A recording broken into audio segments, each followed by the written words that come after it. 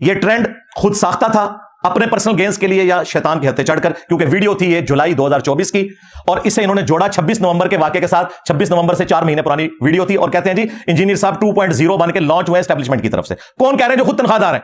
लोग कहते हैं कि इंजीनियर साहब इस तरह की स्टेटमेंट्स देते हैं कि हंगामा खड़ा हो जाता है। इंजीनियर साहब के कहने पर अगर हंगामा खड़ा होता है तो उस दिन क्यों नहीं होता? वीडियो तो हमारी अपलोड हो जाती है।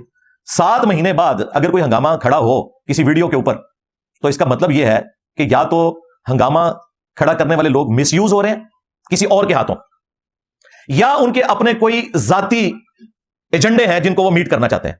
अब दिल का हाल तो मैं नहीं जानता, दोनों पॉसिबिलिटीज हैं, मैं दोनों को कंसिडर करता हूं इस एतबार से, किसी की नीयत के ऊपर शक नहीं करता, दोनों पॉसिबिलिटीज हो सकती हैं। बिस्मिल्लाहिर्रहमानिर्रहीम, अस्सलाम वालेकुम नाज़रीन, आप यूट्यूब चैनल देख रहे हैं, मैं इमरान खान हूं। मैं एक बड़े अहम इशू पे बात करना चाहता हूं मैं और मुखातिब होना चाहता हूं जनाब मोहतरम इंजीनियर मोहम्मद अली मिर्जा साहब से। पूरा व्लॉग उनका झूठ के ऊपर, प्रोपेगेंडे पे मबनी है, लेकिन डिसीव्ड है, इसलिए मैं उन्हें बेनिफिट ऑफ डाउट देता हूं और मैं साबित करूंगा इंशाअल्लाह ताला एक एक चीज। इन्होंने पता ही नहीं है कि मैं तो मौलवी पूरा पै गया वहां, तुसी तो शाही कोई नहीं हो, मम्मी डैडी बर्गर खाने ले हो। और मैंने कभी उनके बारे में वीडियो नहीं बनाई या उनके जो पॉलिटिकल ख्यालात हैं इसके बारे में कभी इजहार नहीं किया। करो प्रोपेगेंडा जितना करना है। इस एक वीक में 10,000 सब्सक्राइबर्स बने हैं। तुमने क्या समझा कि मैं कोई मोटिवेशनल स्पीकर हूं या मैं टाउट हूं एस्टेब्लिशमेंट का, जो तुम भी रहे हो, सब के सब तनख्वाहें खाते रहो। रियल टाइम ये लोग अपारे में जाके बैठते थे और इन्होंने मुझे खुद बताया हुआ उस जमाने में। हाँ, मैं नाम नहीं लेता फिर ये बुरा मान जाएंगे। इन्होंने समझा इंजीनियर साहब भी ऐसे ही है। इस तरह ट्रोलिंग करके तो मुझे दबा लोगे और तुम्हारे अब्बे नहीं दबा सके जिन्होंने तुम्हें पाला था 5th जनरेशन वार के नाम के ऊपर। ठीक है, तुमने समझा कि मैं भी वही हूं। ये एक्चुअली मुझे आज इसलिए बात करनी पड़ रही है कि मैं गाड़ी में ट्रेवल कर रहा था और हम गाड़ी में जितने लोग मौजूद थे उनमें अक्सरियत इंजीनियर साहब को सुनने वालों की थी और अचानक उनका एक क्लिप जो है वो चल गया। यार, हमारे किसी स्टूडेंट ने तुम्हें मत नहीं दी है कि ये क्लिप कटा हुआ है और ये कितना पुराना है, और तुमने पकड़े पूरा व्लॉग बना दिया। देखिए, मैं पहले तो ये आपको बता दूं कि मैं उनका फॉलोअर रहा हूं और मैं उनको सुनता रहा हूं। मैंने जब बाकायदा नमाज पढ़ना शुरू की आज से कई साल पहले, तो उस वक्त मैं इंजीनियर मोहम्मद अली मिर्जा साहब को, दीगर कुछ और उलमा इकराम को, स्टूडेंट्स हैं मेरे, उन्होंने वीडियो में कहा कि मैंने नमाजें इंजीनियर साहब की वजह से शुरू की हैं। तो भाई पूरी जिंदगी जितनी नमाजें पढ़ोगे तुम्हारी नमाजों का सवाब तो मुझे वैसे ही मिल रहा है, अल्हम्दुलिल्लाह। ये फैज हमीद को नहीं जाएगा, ना इमरान खान को सवाब जाएगा, ना आसिम मुनीर साहब को जाएगा। तो फिर एक और आपने कैरेक्टर असैसिनेशन की, आपको जेब नहीं देती। इमरान खान के माजी का क्या किसी को नहीं पता? वो खुद अपने मुंह से कहता है मैं कौन सा को फरिश्ता था। इंजीनियर साहब किसी के माजी के ऊपर भी उंगली उठा सकता है, माजी तो किसी का भी साफ नहीं होता। बड़े बड़े सहाबा इकराम के माजी के ऊपर भी लोग उंगलियां उठाते थे। हम तो उनके पैरों की खाक भी नहीं है, हम तो उनके जूतों की खाक भी नहीं है। लेकिन आप इमरान खान की कैरेक्टर असैसिनेशन कर रहे हैं। क्या आपने उसके दिल में झांक कर देखा है कि वो अल्लाह के कितने करीब है? हो सकता है अल्लाह रब्बुल इज्जत उसको आपसे ज्यादा पसंद करता हो सकता है अल्लाह के नजदीक उसके दर्जात आपसे ज्यादा बुलंद हो, तो आप उसकी कैरेक्टर असैसिनेशन कर रहे हैं कि इसका माजी क्या था, इसका हाल क्या। आप फैसला करेंगे इंसानों के कैरेक्टर्स का, आप फैसला करेंगे कि कौन क्या है। कुछ फैसले रब पे छोड़ दीजिए, उसको ये फैसले करने दीजिए। ये बड़ा डंग मारा है इमरान रियाज ने अपनी बेवकूफी में। कहते हैं जी इंजीनियर साहब खान साहब के कैरेक्टर के ऊपर हमला कर रहे हैं। उस पॉडकास्ट में कह रहे हैं ना तो इसका माजी पता और ना पता मुस्तकबिल। तो इंजीनियर साहब अल्लाह का और उसका अपना मामला है, उसने कब कहा मैं पारसा हूं। अब ये जो भी सुनता है वो कहते हैं वाकई यार इंजीनियर साहब ने तो जातियात के ऊपर हमला किया। अल्लाह के बंदो, मैं तो अपने मुखालिफिन की भी जातियात पे हमला नहीं करता, हालांकि मेरे कई मुखालिफिन ऐसे हैं जिनकी जाती बातें मुझे पता है। बेशर्मो उसको सुनते। मैंने पॉलिटिकल किरदार की बात की थी कि इनके बाजी का नहीं पता, पहले तो एस्टेब्लिशमेंट की गोद में थे। अब ये नहीं कह रहे मैं पावर से आऊंगा, ये कहते हैं कि मुझे बिठाओ, इनको उठाओ और खत लिख ले आर्मी चीफ को। ये तो बाद में खत लिखे, तो मुझे नहीं पता इनका मुस्तकबिल क्या होगा कि ये यू टर्न बहुत लेते हैं। इसको इमरान रियाज ने कहा कि मैं खान साहब के जाती किरदार पे बात कर रहा हूं। कितनी बड़ी ये 2 नंबरी है। लेकिन मैं तुम्हें बेनिफिट ऑफ डाउट देता हूं। आजकल वैसे ही तुम पे मुश्किल वक्त है कि ठीक है शैतान कहते चढ़ के तुमने ये बात की, लेकिन अब पूरी वीडियो के बाद माफी मांगो। अगली वीडियो में आके मासूम सा जुमला बोल रहा है हाँ मुझे पता चला ये पुरानी वीडियो है। तो तेरा प्रोग्राम तो बढ़ गया। तूने तो 26 नवंबर के ऊपर लगाया था कि उसके बाद लॉन्च हुआ है, और ये 26 नवंबर से 4 महीने पहले की वीडियो है। तेरा प्रोग्राम बढ़ गया, माफी मांग मुझसे, झूठ बोला तूने। अब नाज़रीन, इस पे आपने ये भी कहा कि हमारा ये प्लेटफॉर्म सियासी नहीं है। सारी सियासत करने के बाद एंड में अगर आप ये कह दें और जान छुड़ाए तो मैं इंतहाई मादरत के साथ हाथ जोड़ के आपसे मादरत कर लेता हूं। तो सर ये मुनाफिकत नहीं कहूंगा, इसको मैं तो और क्या कहूंगा। यानी आपने सारी सियासी बात करने के बाद एक पार्टी को फितना करार दे दिया, लताड़ के रख दिया, मुल्क दुश्मन करार दे दिया, उनको डिजिटल दहशतगर्द आपने उनको करार दे दिया, खवारिज से बदतरीन आपने उनको करार दे दिया, और एंड में कह रहे हैं मैं सियासी हुई नहीं तो मैं तो इस पे बात ही नहीं करना चाहता। और अगली बात भी सुनो ना, कटा हुआ क्लिप 5 कटिंग मैंने उसमें कहा, मैं इसलिए बोल रहा हूं कि हमारे नौजवान बच्चों ने 90s की सियासत नहीं देखी हुई है। उस वक्त भी यही कुछ होता था। तो मैं अपने बच्चों को बता रहा हूं कि इन पॉलिटिकल लीडर्स के पीछे अपने मुस्तकबिल को बर्बाद नहीं करना। इनके बच्चे बाहर के मुल्कों में बैठे हुए हैं, तुम्हें यहां पे मरवा रहे हैं। किधर है खान साहब के बच्चे? बाहर है जी, वो पॉलिटिक्स में नहीं है। अच्छा जी, तो हसन नवाज और हुसैन नवाज भी तो पॉलिटिक्स में नहीं थे, उनको क्यों ताना देते हो? तो ये ताने छोड़ दे, सब एक पूछो। हां, एक कुत्ता रोस्ट है, दूसरा बिल्ली रोस्ट है, 2 ही राम। और अगर आपकी सियासी समझबूझ ये कहती है कि पीपल्स पार्टी और पीएमएलएन इमरान खान से बेहतर है, तो सर अल्लाह का वास्ता आप सियासत पे बात ही ना किया करें। तो आप बात ना करें, आपकी फील्ड नहीं है। अपनी फील्ड ये है कि सारे जर्नलिस्ट हैं। जर्नलिस्ट की कब से फील्ड होगी वो पॉलिटिक्स पे बात करें? सिर्फ पॉलिटिक्स को रिपोर्ट कर सकता है। और अभी इमरान रियाज खान साहब हाफिज़हुल्लाह ने खुद माना, जो मैं कहता था ये नहीं मानते थे, अब उन्होंने माना कि इंजीनियर साहब जो आप कहते हैं ना बैलेंस बात क्या करें, तो हम बैलेंस नहीं कर सकते, हम तो ये लाइन लेंगे। तो उन्होंने खुद मान लिया कि मैं साफी नहीं हूं, मैं पीटीआई का फ्रंट मैन हूं। ये खुद माने उन्होंने। तो भाई साफत छोड़ दो, आप ज्वाइन करो इसको, पॉलिटिक्स को, बहुत अच्छी बात है। लेकिन हमें कह रहे हो कि हम पॉलिटिक्स में, और तुम्हारे अनपढ़ टीनेजर्स बच्चे पॉलिटिक्स पे कमेंट्स करें, गालियां लिखे लोगों को, उनको हक है, मुझे कोई हक नहीं है। और अल्लाह के फजल से तुमसे और तुम्हारे बड़ों से ज्यादा ही पॉलिटिक्स आती है। आप सिर्फ माशी आदादोशुमार उठा के देख लें, इमरान खान के दौर के और आज के उठा के देख लें, आप सिर्फ कारकर्दगी उठाकर देख लें। ऐसा नहीं है कि इमरान खान मिलिट्री एस्टेब्लिशमेंट के साथ एक पेज पे नहीं था, इमरान खान भी था। सेम पेज वाले कमबख्त हो, झूठ बोलते हो। लेकिन मुझे हैरत इस बात पे होती है कि नवाज शरीफ और पीपल्स पार्टी, इन्होंने 1 दर्जन मरतबा कौम को इस ट्रक की बत्ती के पीछे लगाया। आप इन पे यकीन करने को तैयार है? नहीं। और वो एक आदमी जिसने पहली मरतबा एस्टेब्लिशमेंट के खिलाफ झंडा बुलंद किया, और उससे एक मरतबा यह गलती हुई कि उसने एस्टेब्लिशमेंट के साथ अच्छे ताल्लुकात बनाए और वहां भी उसको धोखा मिला, तो आज अगर वो आदमी खड़ा है तो आप एक मरतबा उस पर भरोसा करने को तैयार नहीं है। तुम्हें हमने महात्मा माना था कि तुम बाकियों की तरह नहीं हो, तुम भी वही निकला। इमरान रियाज खान साहब कहते हैं इंजीनियर साहब बाकियों को मौका दिया, एक खान को भी दे दे। हाय हाय हाय, खान को मैंने मौका देना है? तुमने तो हमें बताया था ये वैसा नहीं है। तो फिर हमारी बात को हजम करो कि एक कुत्ता रोस्ट है, दूसरा बिल्ली रोस्ट है दोनों ही राम। इस तरह ना करो। एक गरीब हो तो बदतमीज, खुद किसी ग्राउंड के ऊपर खड़े नहीं है और लोगों के ऊपर इस तरह के इल्जाम लगाते हैं आप लोग। फिर आप माफी का मुतालबा कर रहे हैं इमरान खान से। यार आप उन जर्नैलों को क्यों नहीं कहते जिन्होंने 4 दफा इस मुल्क में मार्शल लॉ लगाया? झूठ। उसी टीसीएम की पॉडकास्ट में मैंने तो आर्मी चीफ को, चीफ जस्टिस को, नवाज शरीफ को, इमरान खान को मेंशन करके कहा कि तुम सब काबे की छत पर खड़े हो और कौम से माफी मांगो अपने पुराने गुनाहों के ऊपर। इस मामले में पहले नंबर पे फौज का काम है कि वो अपनी परसेप्शन को दुरुस्त करे और अपने पुराने गुनाहों से माफी मांगे पब्लिकली। फौज को भी मानना होगा कि ज़िया उल हक भी गलत करता रहा, मुशर्रफ भी गलत करता रहा, बाजवा साहब भी गलत करते रहे, फैज हमीद भी गलत करता रहा, और हमसे भी इस मामले में ज्यादती होगी। जब तक हम अपनी गलतियां नहीं मानेंगे हम आगे जा नहीं सकते। आई थिंक ये प्रॉब्ली पहली कॉन्वर्सेशन है जिसमें एस्टैब्लिशमेंट का बहुत ज्यादा जिक्र हुआ। लास्टली जनरल आसिम के लिए अगर आप एक मैसेज दें और लेट्स से वो ये पॉडकास्ट देख रहे हैं तो वो क्या होगा? इसके लिए भाई फिर काबे की छत पे खड़ा होना पड़ेगा, इमरान खान को भी, नवाज शरीफ को भी, और चीफ जस्टिस को भी, और आर्मी चीफ को भी, और पब्लिकली अपने गुनाहों की माफी मांगनी होगी कि किसने कहां क्या क्या गलत किया, और गारंटी देनी होगी कि अब हम ऐसा नहीं करेंगे। फिर कोई आगे मामला चल सकता है। अदरवाइज तो मुझे तो नजर आ रहा है कि मामला कोई ज्यादा बेहतरी की तरफ इतनी आसानी से नहीं आएंगे। डॉन लीग पहले प्राइम मिनिस्टर को फारिग करवाते हैं, बाद में डॉन लीग कहते हैं ये सबसे बेस्ट पॉलिसी है कि हमें इंडिया के साथ दोस्ती करनी है।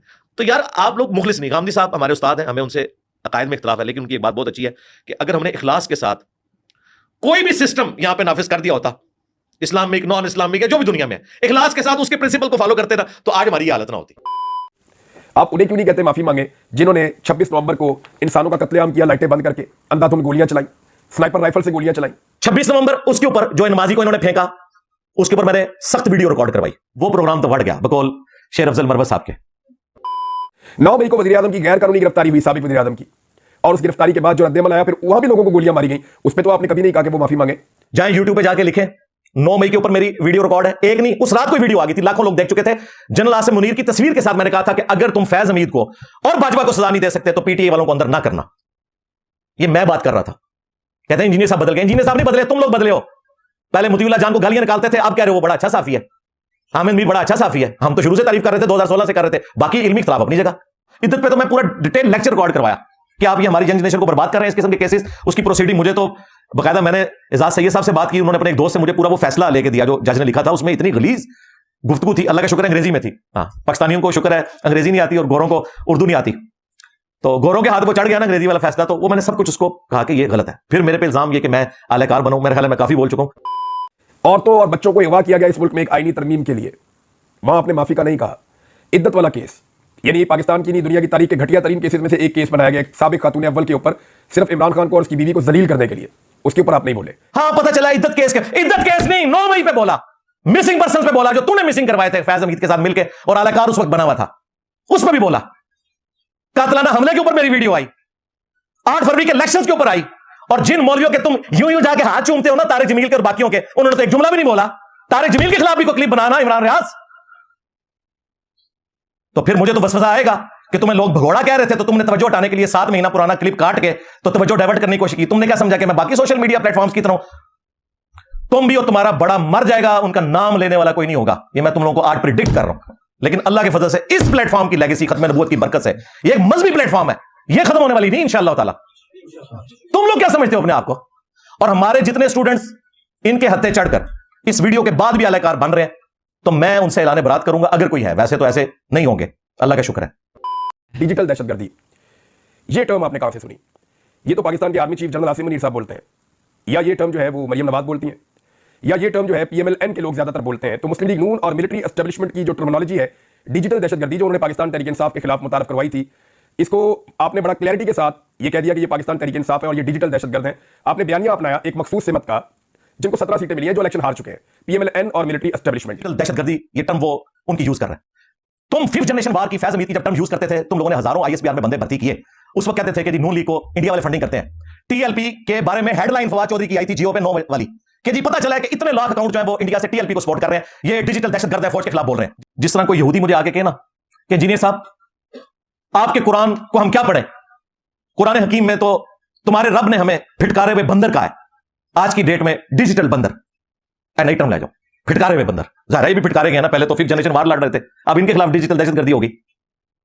यहूदी अगर मुझसे कोई आके बात करे तो मैं उसे क्या कहूंगा? रुको जरा, सबर करो, आ जाओ बताते हैं। मैं ये नहीं बताऊंगा कि ये उसमें सिर्फ लिखा हुआ है, मैं उसे बताऊंगा भाई कुरान में ये लिखा हुआ है वाकई जो तुम कह रहे हो। कुल्ना लहुम कूनू क़िरदतन खासिईन, हमने फरमाया कि तुम फिटकारे हुए बंदर बन जाओ, यानी डिजिटल बंदर। लेकिन ये तस्वीर का एक रुख है, क्योंकि असहाबे सब्त थे ये, जिन्होंने मछली के शिकार के बारे में हद से तजावुज किया, उनको अल्लाह ने बंदर बनाया था। तस्वीर का दूसरा रुख ये है, या बनी इसराइल उज़कुरू निअमती अल्लती अनअमतु अलैकुम व अन्नी फद्दलतुकुम अलल आलमीन। ऐ औलादे याकूब बनी इसराइल, याद करो मेरे उस एहसान को जो मैंने तुम पर किया, तुम्हें तमाम जहान वालों पर फजीलत दी थी। तो मैं कहूंगा कि डिजिटल बंदरों, यहूदियों, किसी जमाने में तुम अल्लाह के लाडले थे। सूरतुल बकरा में 2 दफा ये आयत आई है, लेकिन जब तुमने नाफरमानी की फिर तुम डिजिटल बंदर बन गए, फिटकारे हुए बंदर। तो ये बात कंप्लीट होगी ना। अब पॉडकास्ट में से एक क्लिप काटा और ट्रेंड चला दिया, दूसरी बात काटी नहीं। कुरान हकीम में से भी मैं एक क्लिप काटूं, कुल्ना लहुम कूनू क़िरदतन खासिईन, और यहूदियों के खिलाफ क्लिप चढ़ा दूं? नहीं, दूसरा भी है, वो अन्नी फद्दलतुकुम अलल आलमीन। ये मैंने छोटी सी मिसाल दी आपको पता है ना, मैं तुम दस है कि बनु उमैया दी चालां जिते खत्म होंगी तो मेरी अकल स्टार्ट होती है। मैं और भी मिसाल दे सकता, लेकिन एक ही इज़्म कर लो ना, काफी है इंशाल्लाह। अच्छा जी, इसमें मैं इंजीनियर साहब, क्योंकि बहुत लंबा हो जाएगा वीलॉग, मैं जाते जाते आपको 2-3 चीज़ें बताना चाहता हूँ। एक तो ये है कि इंतहाई मादरत के साथ आपने नून लीग के साथ अपनी वाबस्तगी जो है वो साबित कर दी है। आज आप नून लीग और उन्हें लाने वाली एस्टेब्लिशमेंट की सफ में खड़े हैं सर। इंजीनियर साहब जो है नून लीग की जुबान बोल रहे हैं, एस्टेब्लिशमेंट की जुबान बोल रहे हैं। 2013 के इलेक्शन में मैंने खान साहब को ना सिर्फ वोट डाली बल्कि हजारों लोगों से डलवाई 2013 में। 2014 में एक कंटेनर पे चढ़ गए एस्टेब्लिशमेंट के कहने पे। ज़ाहिर जनरल पाशा साहब ने कहा कि आपको हम लॉन्च करते हैं, इंशाल्लाह ताला आप जीतेंगे। 2014 में ये जब धरनों में आए तो मैंने PTI को खैरबाद कह दिया। मैंने कहा यार ये एस्टेब्लिशमेंट के आलाकार बन गए, अब एस्टेब्लिशमेंट इसे यूज करेगी और टिश्यू पेपर की तरफ फेंकेगी। मुझे 2014 में पता चला, खान को तो 2022 में पता चला ना कि मैं टिश्यू पेपर बन गया हूं, मुझे 2014 में पता चल गया। तो ये मुझे कह रहे हैं कि मैं उनका बंदा हूं। उसके बाद 2017 में मुझ पर एक झूठा केस बनाया कि जी ये दहशतगर्द यहां से भर्ती करके अफगानिस्तान भेजता है। वो इसलिए कि यहां पे जो एजेंसियों का बंदा था वो कट्टर बरेलवी था, उसने एक झूठी रिपोर्ट लिख दी। हमारे ऑफिस में गई, उन्होंने कहा जी इंजीनियर साहब आप रिटायरमेंट ले लें। मैं कहा ना, इल्जाम लाना जे ओ लाओ जेड़ा मैं मन्ना भी, मेरे ऊपर आपने बनु उमैया के हमायती होने का इल्जाम लगा दिया। मैं तो देवबंदियत को मानता ही नहीं हूं, तो मैंने वहां क्यों बंदे भर्ती करके भेजने हैं। हुआ यह था कि हमारे लेक्चर्स में एक स्टूडेंट बैठता था, वो चला गया था उस वक्त अफगानिस्तान और वहां वो मारा गया। पता चला जी वो हमारे दर्स में आके बैठता था, तो मेरा क्या लेना देना भाई, मेरे दर्स में तो हर तरह के लोग आते हैं। तो उसने रिपोर्ट बना के भेज दी। मैं पीछे नहीं हटा, मैंने जस्टिस शौकत सिद्दीकी साहब की अदालत में इनके खिलाफ मुकदमा किया। 1 साल तक बेइज्जत होते रहे। ये सारे रियासती इदारों के लोग आते थे, शौकत सिद्दीकी साहब इनको आड़े हाथों लेते थे, इसलिए तो बाद में निकाल भी दिया ना उनको। जब बिल्कुल फैसला होने के करीब था उस वक्त शौकत सिद्दीकी साहब ने वो तकरीर मशहूर जमाना कर दी। सिद्दीकी साहब गए पीछे, आगे अतर मिनल्ला साहब। अतर मिनल्ला है ही बंदा फैज मीर का था, आजकल नजरियाती है मैं मानता हूं, लेकिन पुराने गुनाहों से तौबा मांग। अतर मिनल्ला तेरे पास मेरा केस लगा था, इसने दूसरी पेशी पे सारे केसेस फारिग कर दिए जी, फौज के केसेस हम सुन ही नहीं सकते। फिर मैंने इसको अपील की, सुप्रीम कोर्ट में करनी थी, वहां हमने अप्लाई किया। आपको मैं हैरान कौन बात बताऊं कि वकील भी डरते हैं इनके खिलाफ केस लेते हुए, रियासतीदारों के खिलाफ। खैर वो बड़ी मुश्किल से एक वकील अरेंज किया। इस दौरान हमारी दावत का इतना कद काट फैल गया, तो मुझे काफी लोगों ने मशवरा दिया कि आप ना रिटायरमेंट ले ही ले, जब ऑफर कर रहे हैं वो कौन सा आपको जॉब से निकाल रहे हैं। तो मैंने अपनी लाइफ स्टोरी में रिकॉर्ड करवाया, क्योंकि आफ्ताब इकबाल साहब ने कहा हमें तो नहीं पता जी इसको क्यों निकाला गया। इस बात से निकाला गया कि तुसी लोग बैठे सो पिछ हूं तौबा कर लीजिए, मैं मन्ना, लेकिन ਤੁਹਾਡੇ ਵੱਡੇ उदू बैठे सन। लेकिन आखिरी वक्त तक मैंने कोशिश की, फिर आके अल्टीमेटली मैंने 2019-20 में रिटायरमेंट ले ली। मुझे पैसे भी इकट्ठे मिल गए जो थे, रिटायरमेंट उन्होंने मुझे पहले दी हुई थी, लेकिन मैं कह रहा था इस तरीके से मैं रिटायरमेंट नहीं लूंगा, कुछ जेन्युइन चीज है तो वो बताओ। इस तरह तो तुम मुझे डिफेम कर रहे हो, क्योंकि ज़ाहिर है मैं एक मजहबी प्लेटफॉर्म उससे पहले से लेके चल रहा हूं। मैं जॉब के दौरान पैरेलल में 9-10 साल की दावत का काम करता रहा हूं, मैं अभी भी चाहता था कि वैसे ही करूं। खैर ये उसकी स्टोरी थी,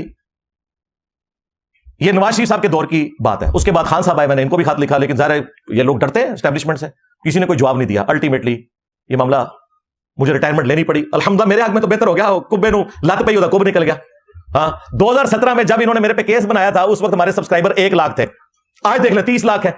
और दुनिया की कोई मस्जिद नहीं जहां पे ऑथेंटिक रिलीजियस प्लेटफॉर्म के तौर पे हमारे प्लेटफॉर्म को ना माना जाता हो। तो अल्हम्दुलिल्लाह इन्ना मअल उसरि युसरा, हर मुश्किल के बाद आसानी है। तो अल्हम्दुलिल्लाह आज खान साहब ने हमारा सियासी मजहब इख्तियार किया है, हमने खान साहब का मजहब नहीं इख्तियार किया। खान साहब को अब समझ आई है, काश अभी मजीद उनको समझ आ जाए कि फौज को खत नहीं लिखने, अवाम से रब्ता रखना है। फौज के जरिए आएंगे फिर वो आपको फेंक देंगे। रहा हमारा मामला, तो आजकल जो आपके रूह रवान है मोतीउल्लाह जान, एजाज सैयद और असद अली तूर, उनसे पूछ लें कि मैं क्या हूं, वो आपको बता देंगे इंशाअल्लाह ताला। आज की वीडियो में मैं इन दोनों को, और उसमें भी खुसूसन आफ्ताब इकबाल साहब की वसातत से, उनके शागिर्द हैं इमरान रियाज खान साहब, उनको भी ऑफर दे रहा हूं। और ये ऑफर उन्होंने खुद ही कर दी, करामत जाहिर हुई। मैंने तो पहले इरादा कर दिया था कि मैं ऑफर रखूंगा ये, लेकिन आफ्ताब इकबाल साहब ने अपनी वीडियो में कहा कि इंजीनियर साहब लाइव आ जाएं, स्काइप पे, जूम पे हमसे बात कर लें इस टॉपिक के ऊपर। बिल्कुल जी कबूल है, और नसीहो ना, हाँ नसीहो ना। इनसे मैं ये भी नहीं कहूंगा कि अपने बड़े से लिखवा के लाओ जो जेल में बैठा हुआ है, नहीं, क्योंकि इनका बड़ा मैं हूं।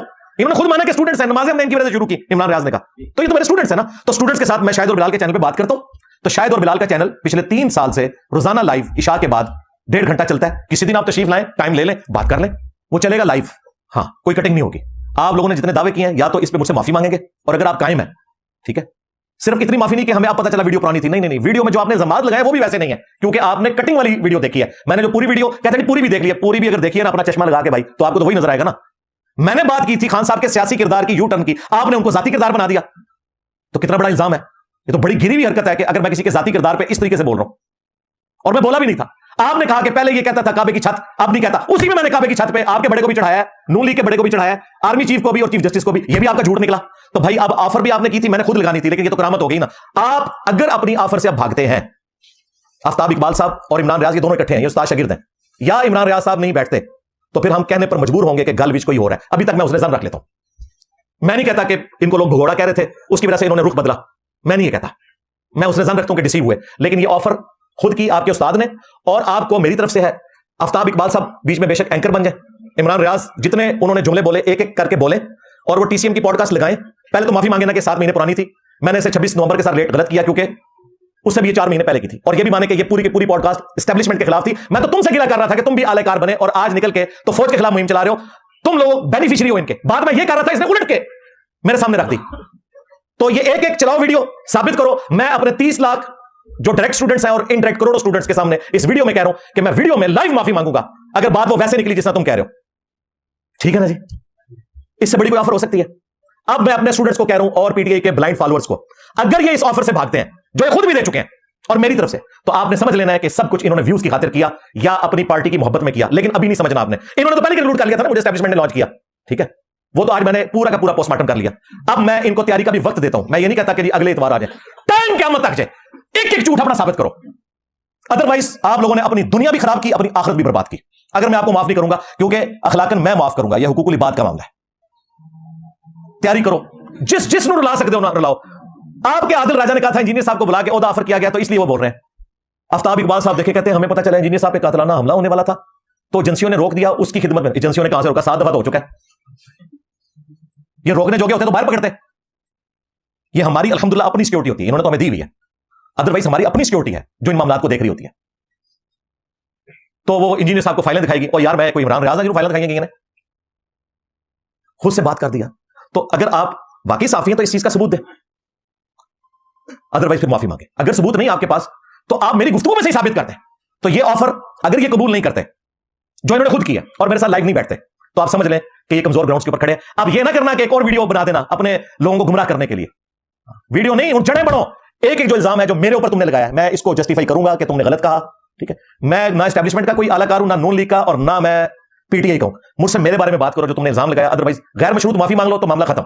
अदरवाइज मैंने अब इस टॉपिक पे वीडियो नहीं बनानी, हमारा टाइम इससे ज्यादा कीमती है। लेकिन चूंकि हमारे स्टूडेंट्स अक्सरियत यंग जनरेशन है, तुम्हारे हाथों गुमराह होते हैं, तो जिस तरह मैंने उनकी आखिरत बचाई है अल्लाह के फजल से, अल्लाह ने मुझे जरिया बनाया, मैं उनकी दुनिया भी बर्बाद होने से बचाना चाहता हूं और इस दुनिया के जरिए उनकी आखिरत बर्बाद ना हो कि ऐसे लोगों को मजहबी पेशवा बना लें कि जो पॉलिटिकल लीडर्स हैं। तो इसलिए मैं मजबूरन ये बोल रहा था। तो इंशाअल्लाह ताला जुनैद सलीम साहब भी बैठना चाहें बैठ जाए, कोई मसला नहीं उनके साथ, लेकिन इमरान रियाज और आफ्ताब इकबाल ये दो तो पहले बैठेंगे, नहीं बैठते तो समझ लो कि गालिब कोई और है। तुमने मुझे नुकसान नहीं पहुंचाया, मुझे तो मैंने कहा इन 6 दिनों में 10,000 सब्सक्राइबर बढ़ गए हैं, मुझे कोई नुकसान नहीं पहुंचा, लेकिन हमारी दावत हक को मिलाइन करने की जो कोशिश करता है, वल्लाह मेरा कोई सगा रिश्तेदार भी हो मैं उसे भी माफ नहीं करूंगा, क्योंकि हमने इतनी मेहनत से खत्म नबूवत की इस दावत को लॉन्च किया सल्लल्लाहु अलैहि वसल्लम, इसको हम डैमेज नहीं करने देंगे। तो अल्हम्दुलिल्लाह हम इस प्लेटफॉर्म से यह दावत हक बुलंद करते रहते हैं, करते रहे हैं और करते रहेंगे। क्या मेरा नबी सा हाय कोई नहीं, तेरे बाबे थे शाही कोई नहीं। और फिरकों की दुकानें बंद, द डैमेज डन।